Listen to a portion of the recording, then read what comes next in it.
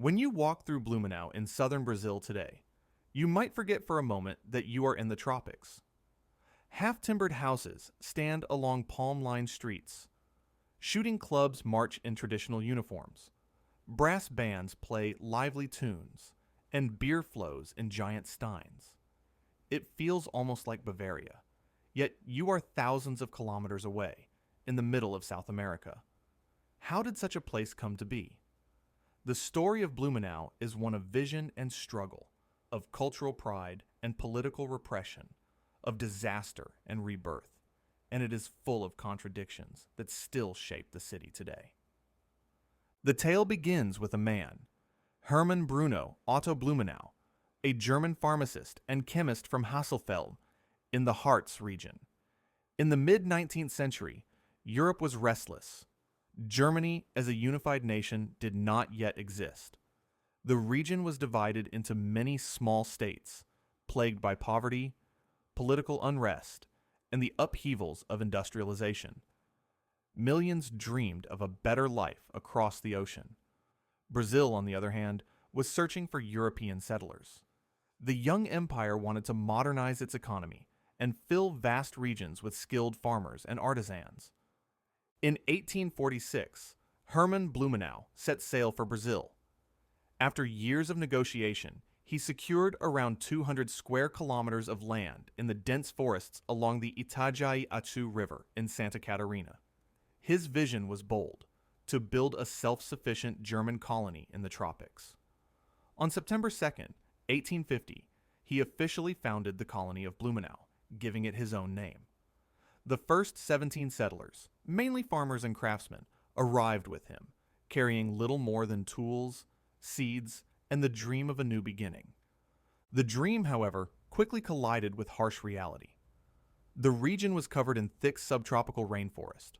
There were no roads, no houses, no bridges. The settlers faced malaria, yellow fever, floods, snakes, and jaguars. Entire families perished. Many of the early colonists wrote letters home to Germany, describing the jungle as both paradise and hell.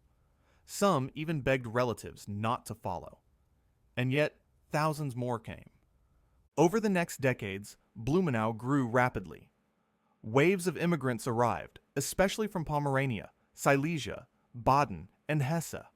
Some came because of poverty, others to escape political persecution. Many sold everything they owned to buy passage across the Atlantic. Ship journeys often lasted months. Conditions were brutal, and not all survived. But those who reached Brazil found what they had been promised: land. Lots of land. What is rarely told, however, is that this land was not empty. Indigenous peoples had lived in the region for centuries. As the colony expanded, many were pushed out, displaced, or absorbed into the settler society in unequal ways. This part of Blumenau's history is uncomfortable, and for a long time it was left out of official narratives. But without acknowledging it, the story is incomplete. Still, the German settlers left a strong mark. They brought with them not only agricultural skills, but also their language, traditions, and social institutions. They built Lutheran and Catholic churches, founded singing societies, gymnastics clubs, and volunteer fire brigades.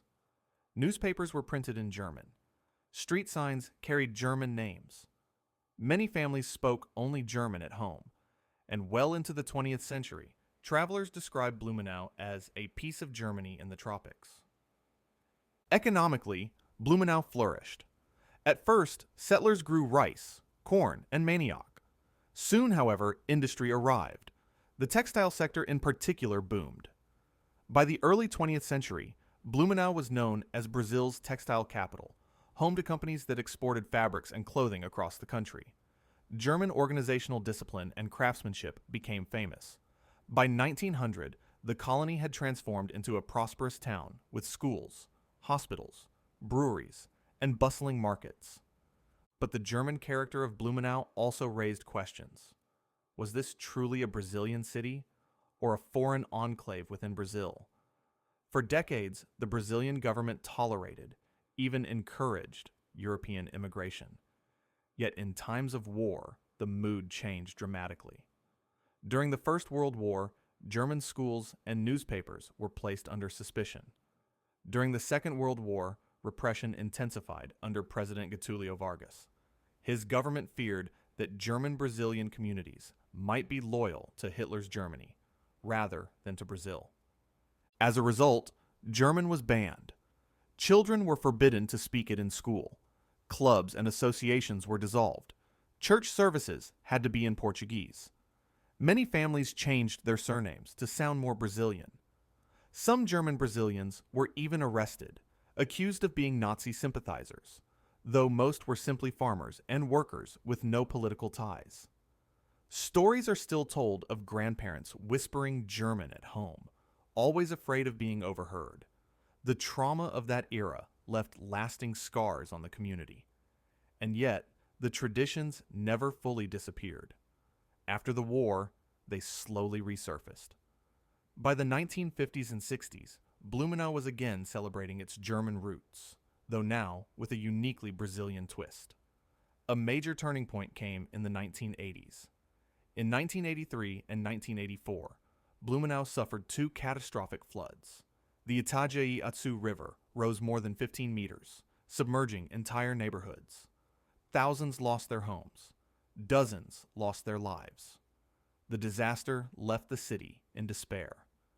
And then came an idea: to bring hope back through culture.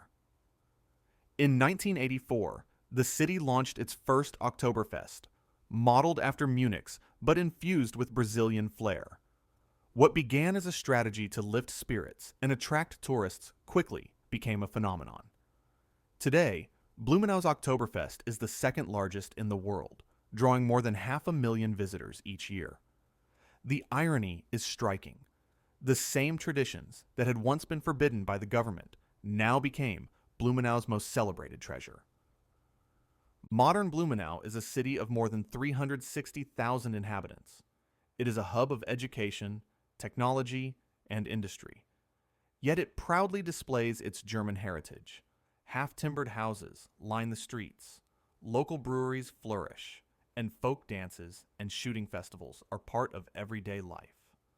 Many residents still carry German surnames like Müller, Schmidt, or Fischer. And though Portuguese is the dominant language, a few elderly residents still speak Low German or Plattdeutsch, a dialect that links them to their ancestors.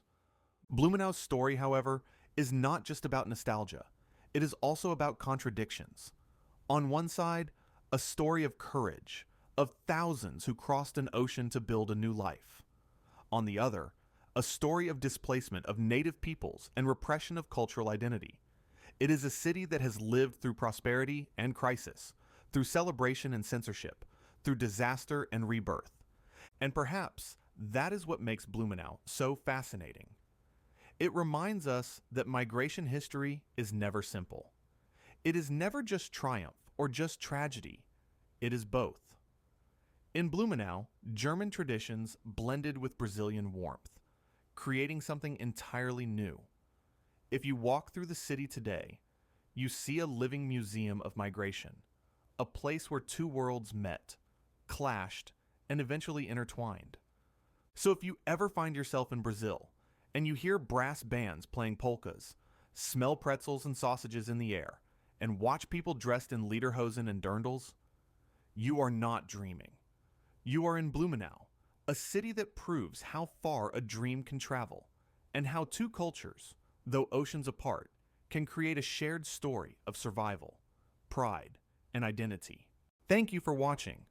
If you enjoyed this journey into history, don't forget to like the video, subscribe for more fascinating stories, and share your thoughts in the comments. See you in the next episode.